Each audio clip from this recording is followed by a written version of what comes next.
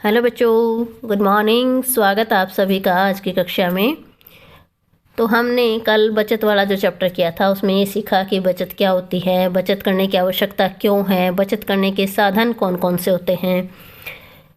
तो इस तरह से हमने इस चैप्टर में सब कुछ डिस्कस किया था और कल हमने इसके अति लघुत्तरीय प्रश्नोत्तर भी किए थे। तो आशा करती हूँ कि आज सभी बच्चे जो हैं इसको अच्छे से पाठ को समझ के और याद करके आए होंगे। तो आज आपका इस पाठ का टेस्ट है। इस टेस्ट में सारे क्वेश्चन MCQs हैं। टेस्ट स्टार्ट करने से पहले सभी बच्चों के पास कॉपी और पेन जरूर हो ताकि आप अपने आंसर नोट कर सकें। Best wishes for test. चलिए स्टार्ट करते हैं आज का टेस्ट। तो आज का हमारा पहला प्रश्न है कि आय का वह अंश जो व्यय नहीं किया जाए क्या कहलाता है। विनियोग, धन, बचत या उपरोक्त सभी। इन चारों ऑप्शन में से आपको ये बताना है कि आय का जो अंश व्यय नहीं किया जाता उसे क्या कहते हैं।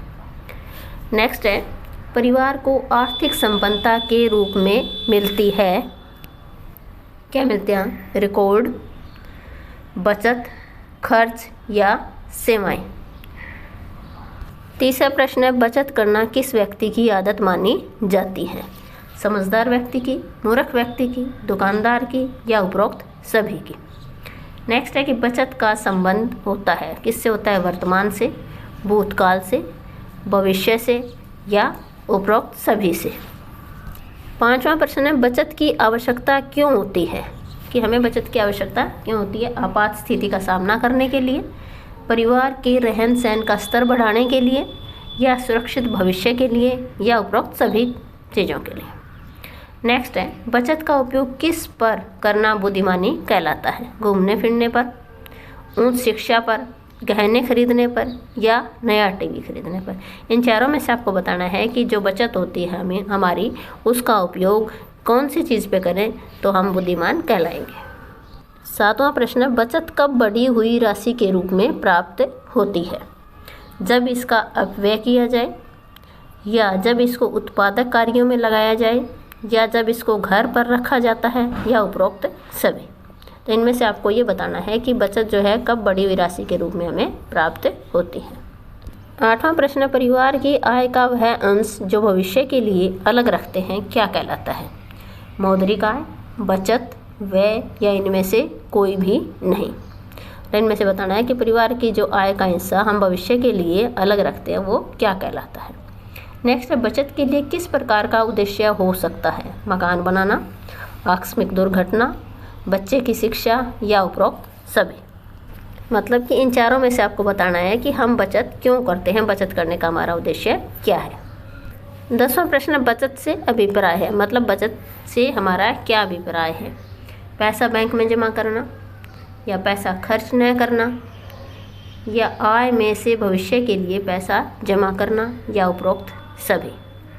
नेक्स्ट है, छोटा परिवार अपनी आवश्यकताओं को सीमित करके क्या कर सकता है। धन की बचत कर सकता है, अच्छे संबंध बना सकता है, बच्चों की उचित देखभाल कर सकता है या इनमें से कोई भी ठीक नहीं है। 12वां प्रश्न है कि आमदनी से अधिक खर्चा करने पर किसकी मदद लेनी पड़ेगी। विनियोजन की, बचत की, ऋण की या उपरोक्त सभी की। अगर हमारा खर्चा जो है आमदनी से ज़्यादा हो जाए तो हमें किस प्रकार की मदद लेनी पड़ेगी। नेक्स्ट है, अपने लिए किसी निवेश योजना का चुनाव करते समय आप किस बात का ध्यान रखोगे। निवेश योजना मतलब जो हमारी बचत है उसको हम कहाँ निवेश करें, क्या बात ध्यान में रखोगे। बचत की क्षमता कितनी है हमारी, या ब्याज की उच्च दर कितनी है, या सरलता से धन की वापसी हो सकती है, जो हम धन जमा करा रहे हैं वो हमारा आसानी से वापस हो सकता है या उपरोक्त सभी। 14वां प्रश्न है कि जीवन बीमा का ही एक प्रकार है। किसका प्रकार है? आय का, व्यय का, बचत का या लाभ का। इन चारों में से बताना है कि जीवन बीमा जो है किसका एक प्रकार है। 15वां प्रश्न है, एक नौकरी करने वाला व्यक्ति किस प्रकार के विनियोग का चुनाव करेगा। आयकर में छूट मिले या उसमें तरलता हो या धन की सुरक्षा हो या उपरोक्त सभी चीज़ों का ध्यान रखेगा। नेक्स्ट, चेक द्वारा कोई भी व्यक्ति बैंक से रुपये निकलवा सकता है। कौन से चेक से? रेखांकित चेक से, आदेशक चेक से या वाहक चेक से या इनमें से कोई भी नहीं। 17वां प्रश्न है, कंपनी का शेयर खरीदने वाला व्यक्ति क्या करता है? नंबर 1 कंपनी का हिस्सेदार बन जाता है, या कंपनी से वेतन प्राप्त करता है, या कंपनी से हमेशा लाभ प्राप्त करता है, या इनमें से कोई भी ऑप्शन सही नहीं है। 18वां प्रश्न है कि बीमा, कौन सा बीमा जिसमें व्यक्ति परिवार की आर्थिक सुरक्षा के साथ स्वयं भी बीमे का लाभ उठा सकता है, कौन सा बीमा होता है? सुरक्षा बीमा, बंदोबस्ती बीमा, आजीवन बीमा या संयुक्त बीमा। नेक्स्ट है यूनिट ट्रस्ट ऑफ इंडिया यूनिटों की बिक्री से प्राप्त धन को कहाँ निवेश करती है? व्यापार में, शेयरों में, सोने में या प्रॉपर्टी में। 20वां प्रश्न है कि जीवन बीमा का प्रमुख उद्देश्य है, जीवन बीमे का प्रमुख उद्देश्य क्या है? व्यक्ति को सुरक्षा प्रदान करना, व्यक्ति को पैसा प्रदान करना, व्यक्ति की मौत हो जाने पर परिवार को आर्थिक सुरक्षा प्रदान करना, या व्यक्ति को ब्याज प्रदान करना। इन चारों में से आपको बताना है कि जीवन बीमे का प्रमुख उद्देश्य क्या है। अगला है कि 10 रुपये या 10 रुपये के गुणकों को एक नियमित समय अंतराल पर जमा करवाना पड़ता है। किस में जमा करवाना पड़ता है? मासिक योजना में, मियादी योजना में, या डाकघर आवर्ती जमा खाता में, या बचत खाता में। नेक्स्ट है चेक के बाईं ओर 2 तिरछी रेखाएं खींच दी जाती है। कौन से चेक में खींची जाती है? रेखांकित चेक में, कोरा चेक होता है उसमें, या आदेशक चेक में, या वाहक चेक में। इन चारों में से बताना है कि चेक के बाईं ओर 2 तिरछी रेखाएं कौन से चेक में खींची जाती है।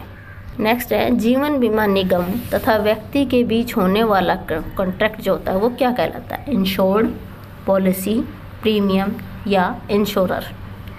अगला है छोटी छोटी बचत को प्रोत्साहित करने के लिए सरकार ने संस्था की स्थापना की है। कौन सी संस्था की स्थापना की है? जीवन बीमा, डाकघर बचत बैंक की, भारतीय बैंक की, या उपरोक्त सभी की। 25वां प्रश्न है सामान्य भविष्य निधि योजना किन व्यक्तियों के लिए होती है? व्यापारियों के लिए, उद्योगपतियों के लिए, या सरकारी कर्मचारियों के लिए, या उपरोक्त सभी के लिए। इन चारों में से आपको बताना है कि सामान्य भविष्य निधि योजना है वो कौन से व्यक्तियों के लिए होती है।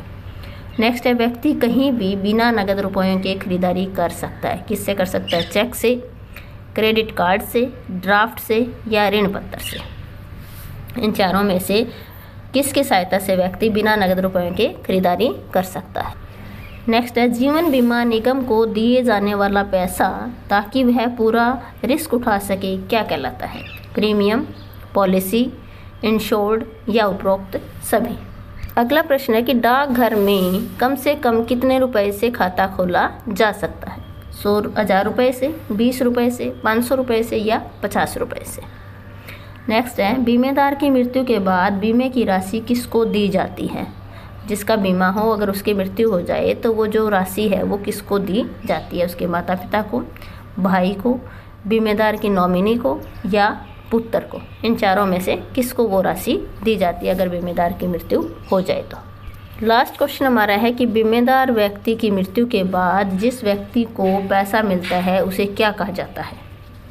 इंश्योरर कहा जाता है, कॉन्ट्रैक्टर कहा जाता है, बेनिफिशियरी कहा जाता है, या इनमें से कोई नहीं। अगर बीमेदार की मृत्यु हो जाती है और जो पैसा उसको दिया जाता है उसको जिसको बीमा मिलता है उसे क्या कहा जाता है? तो ये थे आज के टेस्ट के 30 क्वेश्चंस। आशा करती हूँ कि आप सभी बच्चों ने जो है इनके आंसर नोट कर लिए होंगे।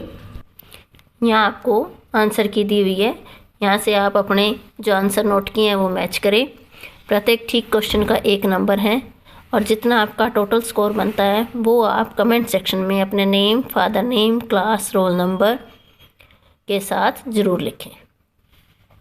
थैंक यू बच्चों, मिलते हैं कल। आपका इसका दूसरा टेस्ट होगा इसी चैप्टर का, तो आप सभी बच्चे अच्छे से तैयारी करके आएँ।